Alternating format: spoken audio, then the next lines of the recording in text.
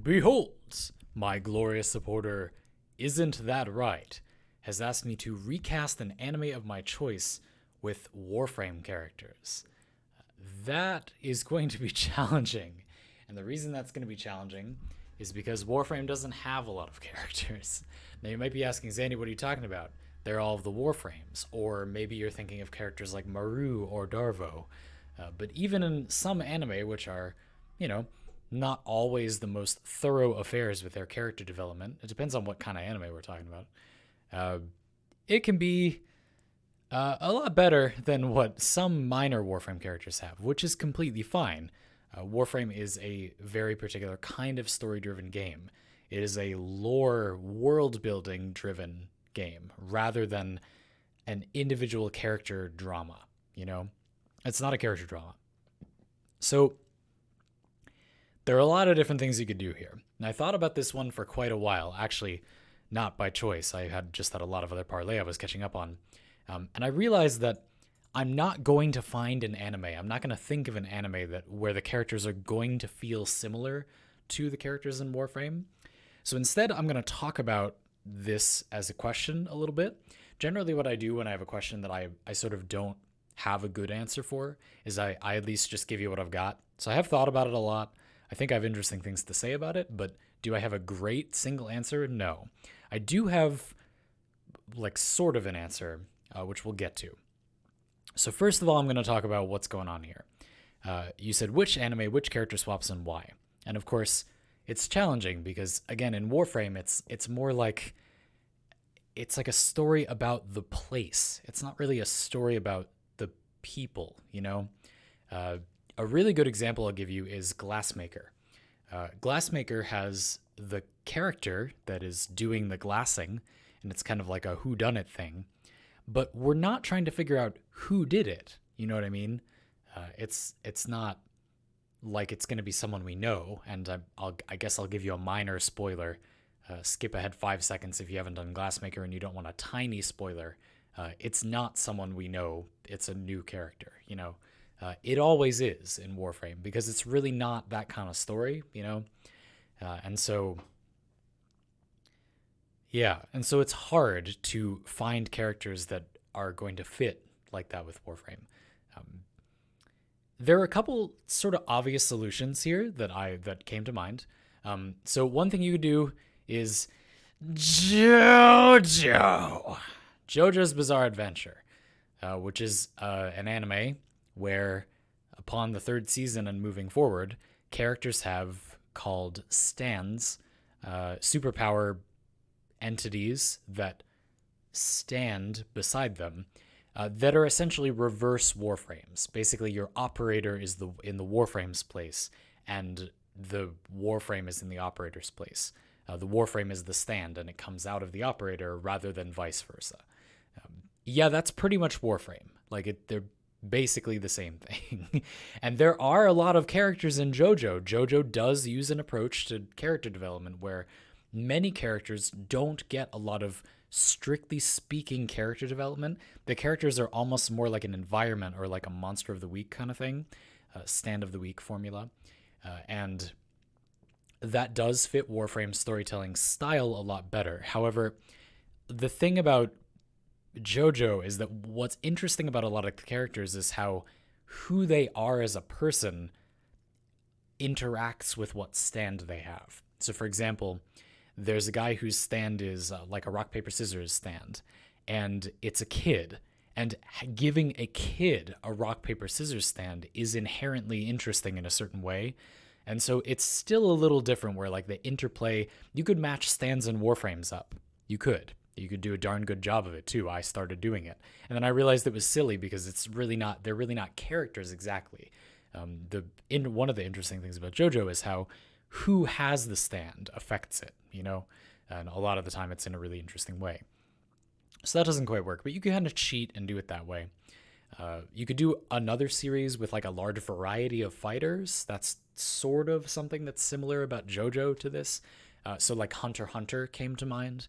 Hunter x Hunter has a volume of characters that makes me think you could probably find someone who'd match up for like Maru, for Darvo, and then for a lot of Warframes, you could probably find fighters that Felt like they matched up. You could not match up Warframes, but come on. Some non-anime, like Hades, come to mind. Like the gods in Hades are sort of caricatures, in some cases on the level that Warframe characters are. Hades is an atmospheric storytelling game in a way, although it does have some character drama as well. But no, I was reminded of something else. As I hope I've explained clearly enough, I don't think that this is a better answer. Like, I don't think there is a good way to answer. I hope that makes sense. But this is what I thought of. And again, it's not going to match up that cleanly. The casting is not going to make sense. I'm not good at thinking about that. I couldn't think of a good answer for that for a while. But I will tell you a bit of a story. Yes, we're going to talk about Guilty Crown. When I was younger, I was really depressed. I'm sometimes really depressed now, but it was definitely different when I was younger. And during those depressed episodes, I watched some bad shows, like some bad anime, like some real bad anime. And one of them was Guilty Crown. It's bad and you shouldn't watch it. And if you like it, you should feel bad. No, I'm just kidding. But it is bad. But in like an interesting way. And it did sort of teach me things about. I'm surprised at how much this is stuck in my memory, because it's not like there's no redeeming qualities whatsoever. It's not good. It's not interesting. It's bad.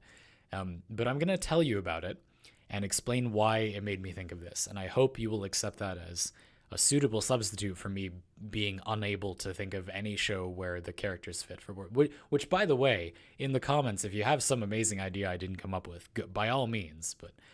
But anyway, this is what I got. So Guilty Crown centers around this, random UG every lead milquetoast kid who has the ability to pull, they're called voids, out of people's bodies. And your void is basically like a tool. It's an object. It's an inanimate object that has an ability that corresponds to like who you are in some direct or indirect way. And if the void breaks, you die. So that's like your soul, basically. And the story basically revolves around, there's a sort of activation factor, like little scientific capsule thingy, that people, a scientific capsule thingy, like a test tube, that there's a limited number of, and so terrorists and such are fighting over them, exactly what an edgy teenager would want to be a part of. And then some random milquetoast kid just gets one of them. And then, of course, the girl with the most powerful weapon void is this like hot babe that's from like an online idol group or something. And it's one of those shows, But what's interesting about it is how, not interesting, but from a writing critiquing perspective, what's interesting about it is how the plot point of having you need to take an item out of a person to like, that's like the character's power, is like, I don't know how not to put too fine a pin on this, but the plot of the show is literally making its characters unconscious. Like, if something emotional is happening, this ability means for you to have a character be involved in a conflict with the main character, you have to literally make the character unconscious so they cannot possibly have any interactions with the main character. So that actually fits for like Warframes, and voids can line up pretty clearly, but it actually fits Warframe's style of storytelling backwards really well. Now, I hope it doesn't sound like I'm dunking on Warframe storytelling. I love a lot of the storyline quests. They're not character driven, like it's like an event in a world kind of thing. And that's kind of what it is like, it ends up being interesting how the different people who have various voids influence the situations the characters are in. So they get trapped somewhere for a little while, for example, and they end up forming this like sub-society of like how good people's voids are. They end up like being more important or whatever, which is really creepy. Like that's makes me very uncomfortable. But for example, there's a girl whose void is like bandages, and it's healing. And so obviously that's extremely helpful. And she ends up being considered more important while less useful classmates are discarded, which is pretty dark, and again, very edgy. And of course, this is another girl that is the person with the important thing, anime stereotypes. But that's what it reminded me of. That was my anecdote about what this question made me think of. And if I was going to see an anime correspond to Warframe, I think it'd be interesting to see Guilty Crown become like a lot better and then be like a Warframe anime. In particular, I don't want to talk about this too much because it's kind of a massive spoiler compared to the minor one from before. But obviously not for Guilty Crown, for Warframe. Nobody cares about Guilty Crown spoilers. And if you do, I'm not sorry. I saved you a lot of trouble, believe me. I don't think there were any spoilers in there.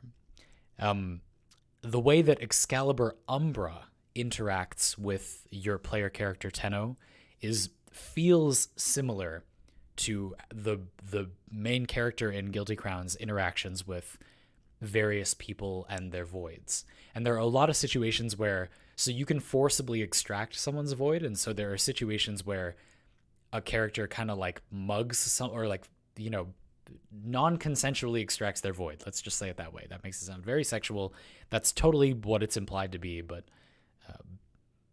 yeah. And so that it kind of reminds me of that, where it's like they're not treated entirely like objects. Like it's kind of treated like part of the person, sort of, or like it's symbolically.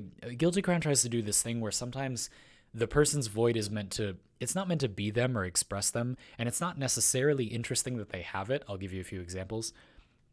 But it's meant to like symbolically represent them in some way. So, for example, there's a girl in a wheelchair, and her void is boosters for her legs that let her fly, because of course. And yes, that's a little bit like the JoJo thing, where it's like, this void is interesting because this person has it, but it's much more instrumental. It's not in a clever way, is what I'm trying to say. Just like, what would it obviously be? And then it's that. And like, the girl with the bandages is just, imagine in your head an anime girl whose personality or character note is bandages. Imagine this character. That is exactly who the character is. Like, they're exactly the same person. And so it's been getting progressively darker as I've been doing this, which I think is great. We're just going to keep doing this until it gets totally black in the room. Probably not, because that would take a long time. But there's this, I remember there's the main character sidekick guy. The main character in these high school shows, of course it is, always has this friend who's totally irrelevant to the plot and is just like he just has a friend. And there's this weird trope in anime. And that guy's void is like scissors. So it's like a weak weapon. It's scissors. And I mentioned the main girl is like this idol girl or whatever. And her void is this gigantic buster sword, like gigantic cloud sword thing. It's even bigger than that. The idea with her is obviously that she's meant to be fantasy fulfillment. She's like this amazing, like manic pixie dream girl that, of course, if you're an edgy young teenager who wants to be able to extract people's souls and use them to fight, you want to do that thing to some like cute, I don't know, teenage idol girl. I don't know. But that's pretty obvious. But the guy has just like scissors, and there's not really, I don't really remember there being a clear reason why he has that. He's just like, he has it. But I remember it being that they were attempting to make it feel like there was some pathos to the main character using his friend's void as a weapon, because it was like they were reaffirming their friendship or something. I don't know. I mean, I watched this a long time ago. That might not even happen, but this is what I remember. And that does remind me a bit of what Tenno and Warframes are doing, or the Umbra Warframes. Like, that relationship is similar. That is the thing that I was reminded of at the end of the day. This might be the weirdest possible way I could have given you an example, but it gets weirder. You might be thinking, this doesn't make any sense at all.